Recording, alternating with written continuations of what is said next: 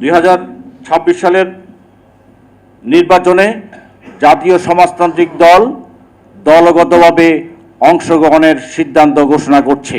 একজন নারী নেত্রীর এখানে আমি মনে করি খুব জরুরি দরকার, কেননা আমাদের এই পুরান ঢাকায় কখনো কোনো সময় আমার মনে হয় না নারী নেতৃত্ব দিয়েছেন। এবার একটু আমাদের এলাকাবাসী একটু চেঞ্জ করবে, এটা আমি আশাবাদী। একটি ঐতিহাসিক সন্ধিক্ষণে দাঁড়িয়ে আছি। দীর্ঘদিনের গণতন্ত্রহীনতা, একছত্র ক্ষমতার কেন্দ্রীভবন এবং নির্বাচনী ব্যবস্থার প্রতি জনগণের আস্থাহীনতা দেশকে এক আভ্যন্তরীণ পরাধীনতার দিকে ঠেলে নিয়েছে। এই পরিস্থিতি থেকে উত্তরণের একমাত্র পথ অন্তর্ভুক্তিমূলক, অংশীদারিত্বমূলক এবং জবাবদিহিমূলক গণতান্ত্রিক কাঠামো প্রতিষ্ঠা করা।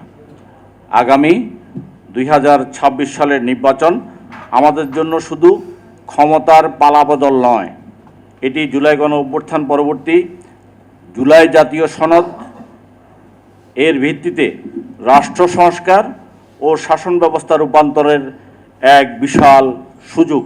আসলে গণতান্ত্রিক দেশে বিভিন্ন দলের প্রার্থীর মাধ্যমেই ভোট হবে, না হলে তো আর ভোট হতো না।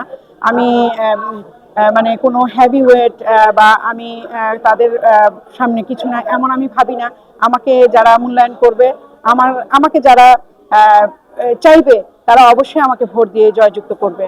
আমি আশাবাদী যে আমি যেভাবে কর্মকাণ্ড আমার সামাজিকভাবে যে আমার পদচারণা বিভিন্ন সামাজিক মাধ্যমে আমার যে কর্মকাণ্ড, আর একজন নারী নেত্রীর এখানে আমি মনে করি খুব জরুরি দরকার, কেননা আমাদের এই পুরান ঢাকায় কখনো কোনো সময় আমার মনে হয় না নারী নেতৃত্ব দিয়েছেন। এবার একটু আমাদের এলাকাবাসী একটু চেঞ্জ করবে, এটা আমি আশাবাদী।